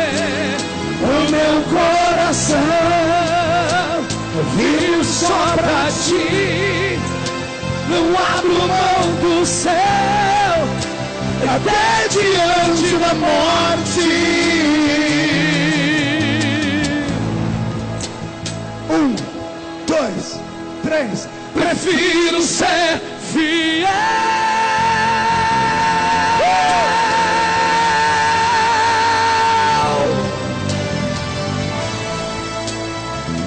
Quem pode dar a Jesus uma salva de palmas? Quem pode aplaudir e gritar? Quem pode aplaudir, gritar e dar um pulo para cima? Cai fora, Satanás! Estamos em guerra! Amém. Murcha a barriga e estufe o peito. Olhe nos olhos do seu irmão. Se não tiver vermelho, enfie o dedo no olho dele. Diga para ele: Jesus está voltando. Ninguém volte para o seu lugar. Ninguém. Só abra um espaço aqui na frente para mim, por favor. Eu queria o corredor livre também, se a gente conseguir. A minha fé é maior do que isso. Eu preciso de um espaço maior do que esse. Pode continuar falando em línguas, pode continuar chorando. É uma cruzada evangelística. Eu seria covarde e desonesto se eu terminasse esse culto sem convidar 3 grupos de pessoas que estão dentro desse ginásio. O primeiro grupo são de homens e mulheres que estão afastados da igreja. O apelido que você recebeu é de desviado. Você tem ódio da igreja. A mágoa que está dentro de você é tão grande que faz você nunca mais entrar dentro de uma igreja. À noite, quando você vem da balada e passa perto da velha igreja, você tem vontade de entrar, mas não tem força para entrar. Você veio aqui hoje arrastado. Um amigo insistiu demais. E quando você veio, você disse: se Deus é Deus, Ele vai falar comigo de novo. E Jesus me mandou te dizer que Ele não aceita você fora da igreja mais. Ah, pastor, mas falaram que eu não presto. Jesus está me mandando te dizer que quem viver, verá. Você ainda vai ser pastor. Você tem promessa de ser esposa de obreiro. Você recebeu profecia da boca da sua avó, do seu avô. Você é o primeiro grupo que Jesus me mandou convidar. Enquanto você pensa, o segundo grupo são de homens e mulheres que são na igreja, estão na igreja, mas tem meses que não tomam a Santa Ceia. Eu não sei o que aconteceu. Eu sei que você não confia mais em pastor. Geralmente a gente procura o nosso sacerdote, confessamos a ele. Mas aconteceu alguma coisa na sua igreja que todo mundo ficou sabendo, a última pessoa que foi lá. Então você se autopuniu, você disse: eu mesmo fico sem tomar ceia, e quando eu me fortalecer eu volto. A Bíblia diz que quem não participa do corpo e do sangue está morto, não tem vida. Se a trombeta tocar agora, você não pode ir para o céu. Enquanto você pensa, porque eu ainda não convidei ninguém, as pessoas que estão vindo movidas pelo Espírito. O terceiro grupo são de homens e mulheres que não são evangélicos. E eu nem acredito que você ficou conosco aqui até esse horário. Teve irmão meu que foi embora, mas você ficou aqui. É sinal de que Deus tem algo muito grande na sua vida. Você não entendeu nada do que eu falei, amigo, mas sentiu tudo. O que eu faço, pastor? Entrega a sua vida para Jesus, e Ele vai entrar com providência na sua casa. Aquele inferno vai passar. Agora que eu apontei os 3 grupos, eu convido, se você está afastado, ou parou de tomar a ceia, ou não é evangélico, e acredita na oração de um sacerdote, saia de onde você estiver, e venha aqui na frente, perto de mim. Vou deixar na cruz. Cadê você? Tudo que passou, tudo que ficou pra trás. Olho pra você, corro pra você. Seu amor me chama.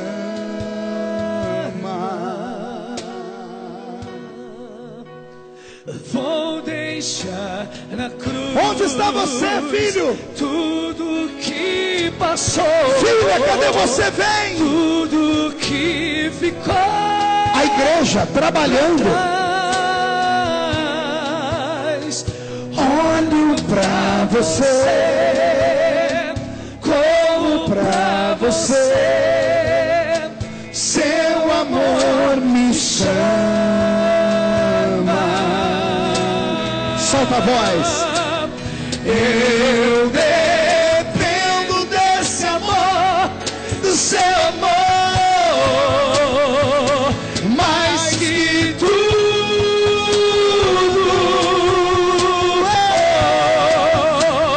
Eu confio que esse amor tem poder pra curar dores.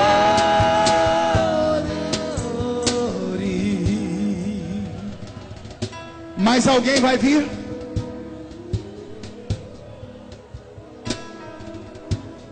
Vai perder a chance?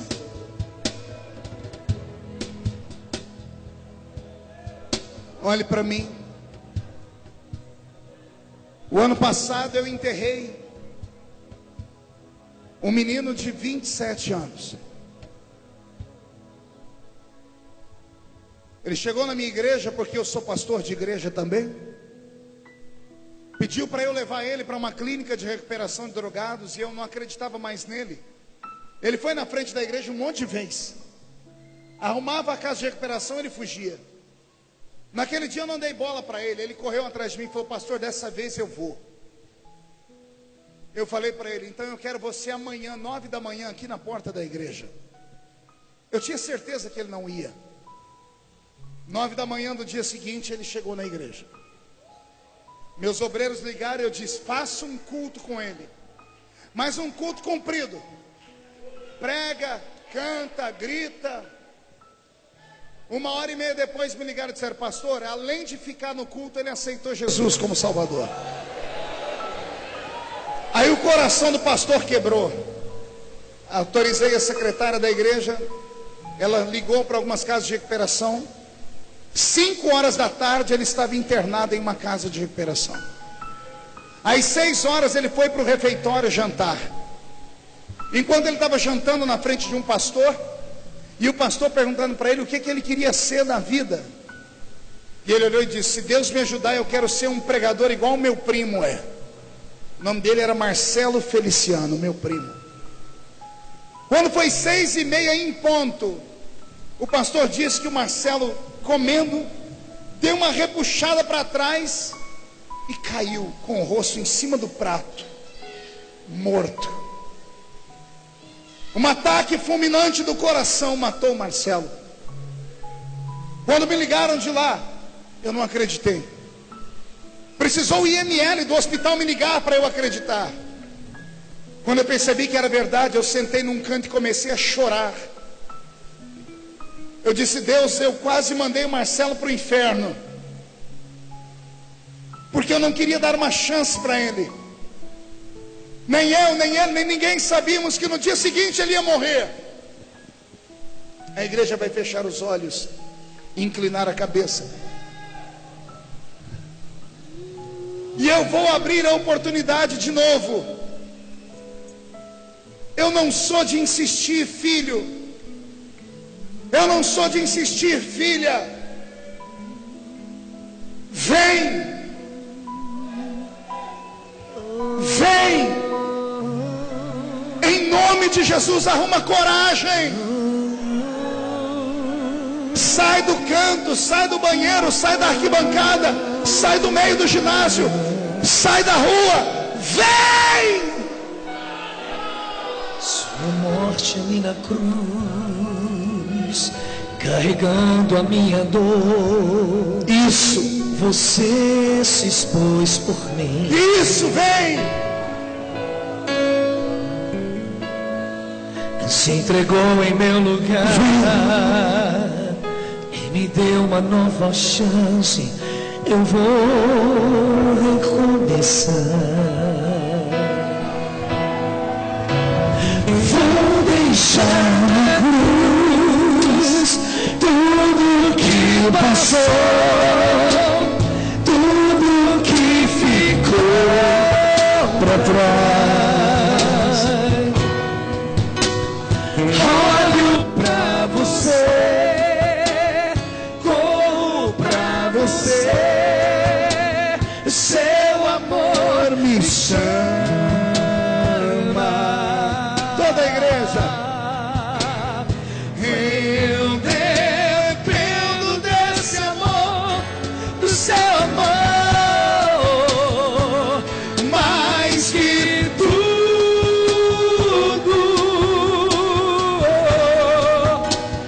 Eu confio que esse amor tem poder pra curar dores.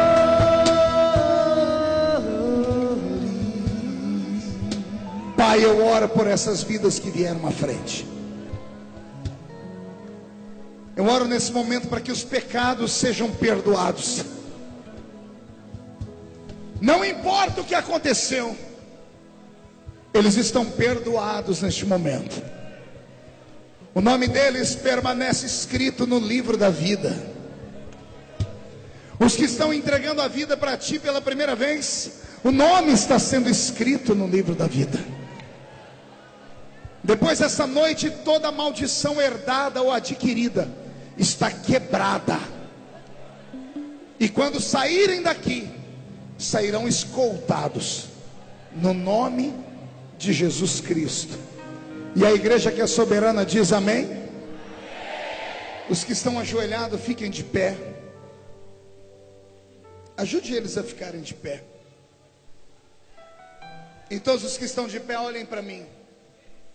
Olhem para mim, você que veio à frente. Em Romanos 8:1 está escrito: nenhuma condenação há para os que estão em Cristo Jesus, nosso Senhor. Quando você sair por aquela porta, vai sair mais alvo do que a neve. E não importa o que as pessoas falarem, o que importa é o que você está ouvindo aqui. Um sacerdote como eu tem o poder de ligar tudo que está desligado. E eu, em nome de Jesus, profetizo que todos estão ligados de volta no céu. Agora alguém dá um abraço e um beijo neles aqui para mim. E eu quero saber se alguém aqui acredita em milagre. De verdade? Enquanto eles estão sendo abraçados, eu vou pedir um espaço aqui no meio. Mais um espaço. Quero agradecer por ninguém ter saído, por ninguém ter ido embora. Muito obrigado. Isso é sinal de respeito. Abra um espaço aqui para mim agora. E eu gostaria de saber onde estão as pessoas doentes. Eu vou falar de sintomas. Se você tiver um sintoma e acreditar em milagre, você vai sair do seu lugar e vai vir aqui perto de mim. Preparados? Pessoas com problema no estômago, úlcera, gastrite, refluxo, câncer, vem aqui à frente. Pessoas com problemas nos ossos, artrite, artrose, osteoporose, reumatismo. Rápido, rápido, vem saindo e vem aqui à frente. Pessoas com problemas no coração, no pulmão. renite, bronquite. Pessoas com problema nos olhos, miopia, hipermetropia, astigmatismo, catarata, cegueira. Pessoas com problemas na pele, manchas, caroços, cancros, impingens. Pessoas que estão com cirurgia marcada. Pessoas que estão com depressão profunda, síndrome do pânico. Pessoas que estão sentindo que a sua vida não vai para frente mais. Vem à frente. Eu vou pedir a todos os que ajoelharam para ficarem de pé. Você pode ficar de pé? É melhor. Cabe mais gente. Isso. Jesus já viu que você tem coragem, então fique de pé, fique de pé. Peça para as pessoas ficarem de pé. Isso. Glória a Deus. Fique de pé. Isso. Ajuda essa senhora a ficar de pé. Isso. Eu creio em milagre. A igreja do arrebatamento será uma igreja cheia de milagres. Antes do arrebatamento, Jesus vai derramar dons sobre a igreja. A maior colheita da história será nossa. E a colheita só vai acontecer quando nós começarmos a operar com sinais e prodígios. Todos os que estão doentes, olhem aqui para mim. É preciso que você abra os olhos. Abra os olhos e olhe para mim agora. Não ore. Você precisa ouvir um ensinamento. Jesus falou de doença e falou de espírito de enfermidade. A doença é física, o espírito de enfermidade não. A doença o médico descobre, o exame detecta, o espírito de enfermidade não. A doença o remédio cura, o espírito de enfermidade não. Tem gente aqui que já tomou remédio, não funcionou, já foi em exame, exame não detecta, médico não descobre. Por quê, pastor? Porque não é doença. É um espírito de enfermidade que entrou na sua vida. Como é que o espírito de enfermidade entra na vida de um crente, pastor? Quando o crente não vigia e mente, fala palavrão, murmura.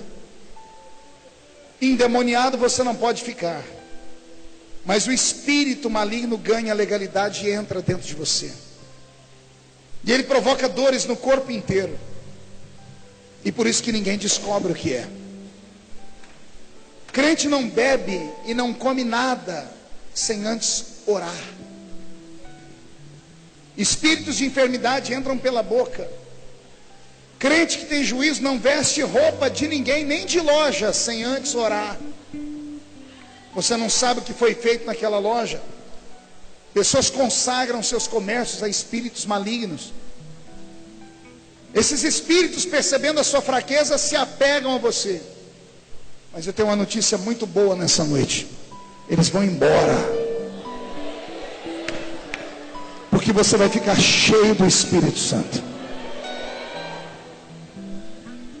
Na hora que eu estiver orando, eu costumo avisar para ninguém ficar escandalizado.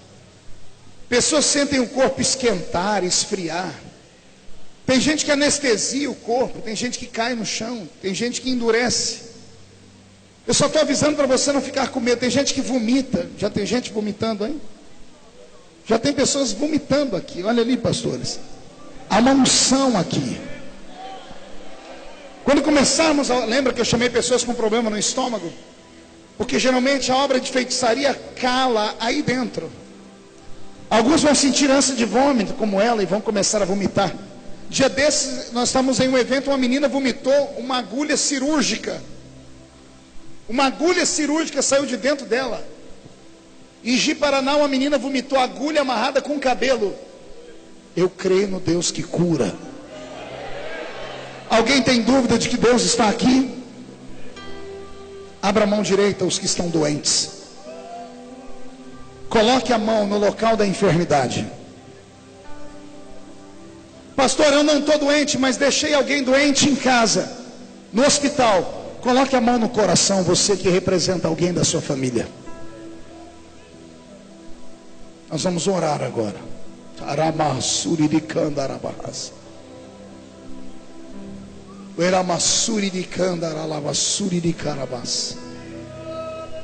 Em nome de Jesus. Não é no meu nome, não é no nome da minha igreja, é no nome de Jesus. Que onde houver alguém que está debaixo de uma maldição, onde houver alguém, meu Deus, que comeu uma comida sacrificada a ídolo, que contraiu uma maldição usando roupa de alguém, eu ordeno a esses espíritos que saiam agora do jeito que entraram. Tudo que entrou pela boca, sai pela boca agora.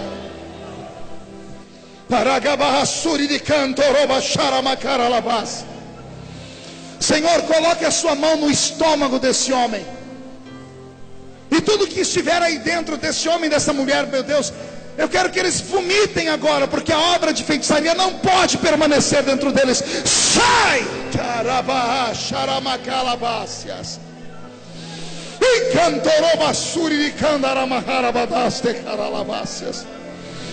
Senhor, eu estou ouvindo barulho de demônios gritando. Estão falando comigo que estão na família há muitas gerações. Espíritos familiares estão me falando, ó Deus, que foi feito pacto pelos avós, pelos pais. Eu não estou aqui para saber a sua história, demônio. Eu estou aqui para colocar um ponto final na sua história. Não me importa quem fez a obra, o que me importa é quem vai quebrar a obra de feitiçaria. Em nome de Jesus, sai, sai, sai, sai, sai, sai, sai agora.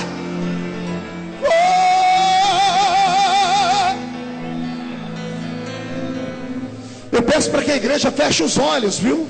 E ore. Porque o que está saindo daqui vai procurar outro corpo para pegar. Eu quero que todos agora fiquem atentos. Se alguém for cair perto de você, como caiu uma pessoa ali atrás, você sentiu que a pessoa está caindo, segura ela, deita ela no chão e não toca mais nela. Pai, envia anjos aqui. Anjos com espada de fogo na mão. Comece a cortar esses demônios, expulsando esses espíritos que provocam depressão, esses espíritos que provocam síndrome do pânico. E na medida que eles estão sendo libertos, o seu nome está sendo glorificado. Agora transforme esse ginásio num grande centro cirúrgico, meu Pai. Onde houver alguém que precisa de uma obra de cirurgia, onde houver alguém que precisa de um transplante de órgãos, Pai, anestesia ele e ela e põe para dormir agora. Segura, segura e deita. Ah, meu Deus.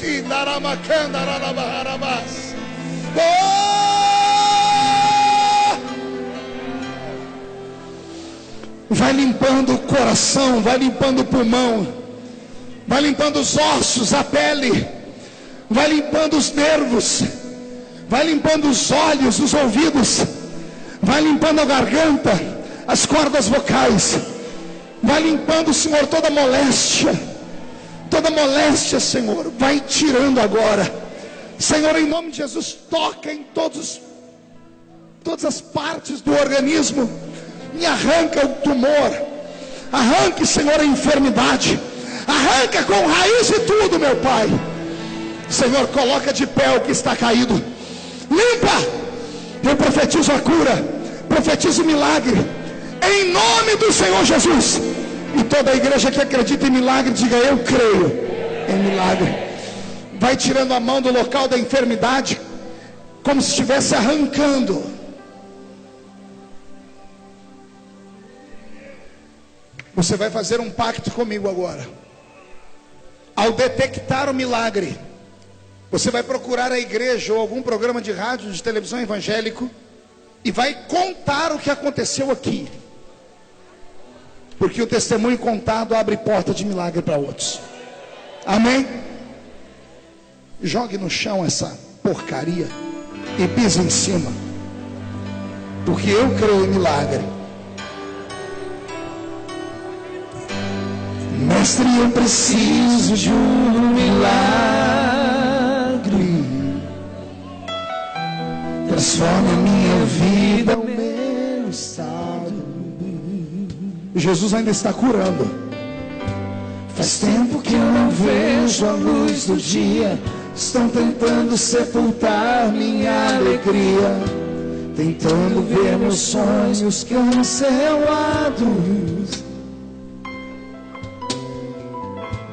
Lázaro ouviu a sua voz quando aquela pedra removeu.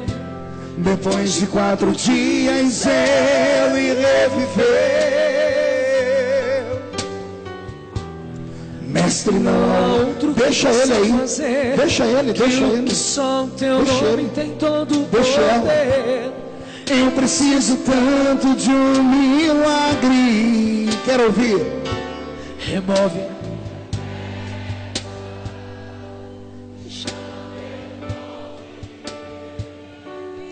Muda minha história. Ressuscita os meus sonhos. Transforma a minha vida. Me faz um milagre. Me toca nesta hora. Me chama para fora. Ressuscita-me. Quem pode aplaudir a Jesus por isso?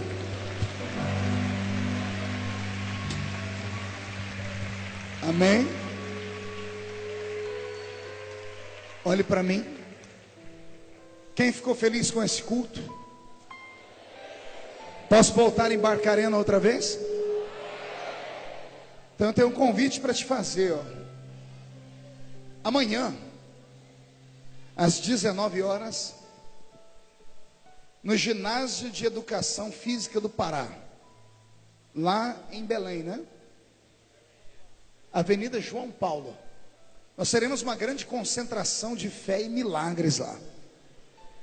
Vou me preparar amanhã e eu espero que, se você crer, vá lá. Será uma noite de batismo com o Espírito Santo e cura divina. Amém? Não sai ainda não. Hoje à noite, assim que esse culto terminar, eu estou indo para Belém. Nós temos uma vigília hoje à noite ainda. E amanhã à tarde lá no Templo Central, Marituba. 3 da tarde o culto em Marituba. Então, aquele que quiser encher a botija, me segue. Mas só vem se você for canela de fogo. Porque eu estou numa unção de milagres e prodígios. Alguém acredita nisso? Tudo que eu falei que Jesus ia fazer essa noite, Ele fez aqui. Eu podia nesse momento pedir testemunhos, mas Jesus não me autorizou. Porque a honra não é para mim, é para Ele. E algumas pessoas serão curadas quando chegarem em casa. Quando forem fazer a sua higiene pessoal no banheiro. Não se assuste, o milagre vai te acompanhar. Mas tem uma coisa que Deus colocou no meu coração ainda nessa noite. Quem aqui está desempregado? Quem aqui está endividado? O sangue de Jesus tem poder. Quem aqui não tem casa própria? Quem não tem carro? Quem além de todo esse sofrimento, a sogra mora na mesma casa? É só eu que sou lascado aqui, hein? Você achou que a minha vida era perfeita? Pastor, cantor, pregador, escritor, deputado federal, bonito desse jeito. Aí o diabo foi e botou a minha sogra na minha casa. É a balança. Você crê que eu sou um homem de Deus? Eu disse que Jesus ia salvar nessa noite, Ele salvou? Eu disse que Ele ia trazer avivamento, Ele trouxe? Eu disse que Ele ia curar, nós vimos pessoas vomitarem aqui, você crê que Ele curou? Pois eu quero profetizar agora, olhe para mim, que 2014 será o melhor ano da sua vida, e um tempo de prosperidade, como você nunca antes sonhou, vai chegar sobre a sua vida. Todavia, olhe para mim, toda vez que um crente quer colher, primeiro ele faz uma semeadura. Quem planta? Quem não planta? Quem planta muito? Quem planta pouco? Olhe para o seu irmão, aponte o dedo no nariz dele, aí em cima também, e diga: como você tem plantado? De acordo com o que você planta, você colhe. Olhe para mim. Você crê que eu sou um profeta? Então abra a sua mão direita, onde você estiver. Coloque na palma da sua mão direita, só a mão direita, uma mão só. Coloque na sua mão direita a sua maior necessidade hoje. O que é? O emprego, a saúde, o trabalho, a salvação, a escola, a universidade, a sua empresa que está falindo. Coloque na mão e segure. Feche a sua mão. Coloque a mão no coração. Você vai ficar em silêncio meditando. E só eu vou orar agora. Meu Deus, eu te sirvo desde criança. Eu nunca vi um justo desamparado, nem a sua geração mendigar o pão. Um culto igual a esse não é normal e não é de sempre. Nós vimos sinais acontecerem aqui. E eu agora estou orando para que esta mão direita seja ungida, porque tudo que ela estiver segurando agora em forma de necessidade será transformado em uma possibilidade. Esta necessidade já não existirá mais, porque o Senhor vai entrar com providência, porque o seu nome é Jeová Jiré. Eu profetizo uma transformação de sofrimento em prazer, de tristeza em alegria, de humilhação em exaltação.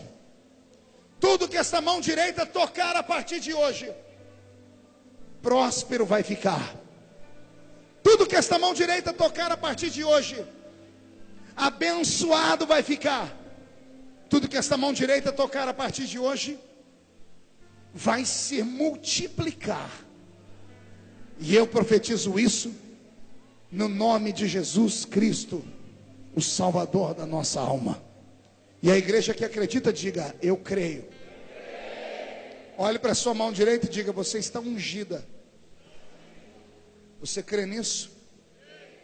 Eu profetizei 3 bênçãos sobre a sua mão. Primeiro, tudo que você tocar vai prosperar.